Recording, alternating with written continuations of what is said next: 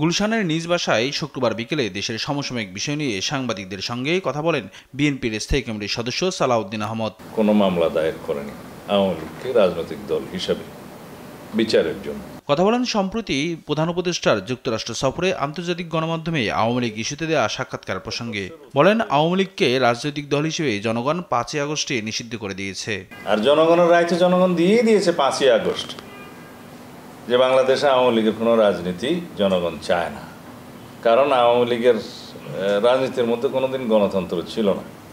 আওয়ামী লীগের রাজনীতি এবং আওয়ামী লীগের রক্তে কখনো গণতন্ত্রের, তাদের ডিএনএতে কোনোদিন গণতন্ত্র ছিল না। আমি বুঝি নির্মাণের শিল্প, সালাম স্টিল বোঝে durability. Salam steel, most durable steel. Awami League আগামী জাতীয় নির্বাচনে অংশ নিতে পারবে কিনা তা দেশের জনগণ ও আদালত নির্ধারণ করবে বলেও মত তার। রাজনৈতিক দল হিসাবে এবং ব্যক্তি হিসাবে যারা দায়ী সেই সমস্ত অপরাধের জন্য উভয় বিচারই হতে হবে বাংলাদেশে।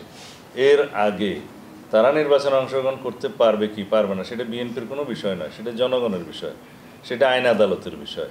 সালাউদ্দিন বলেন, জাতীয় নির্বাচনের প্রতিটি আসনে বিএনপির একক প্রার্থী মনোনয়ন দেওয়ার বিষয়টি প্রক্রিয়াধীন, শিগগিরই চূড়ান্ত তালিকা ঘোষণা করা হবে।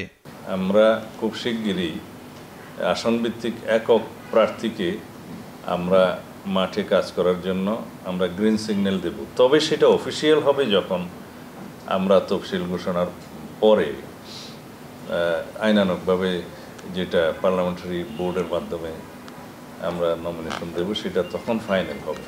জোটবদ্ধ দলগুলো আগামী নির্বাচনে ধানের শীষ প্রতীকে ভোট করবে নাকি অন্য কোনো প্রতীক ব্যবহার করবে তা এখনও চূড়ান্ত হয়নি বলেও জানান বিএনপির স্থায়ী কমিটির এই সদস্য।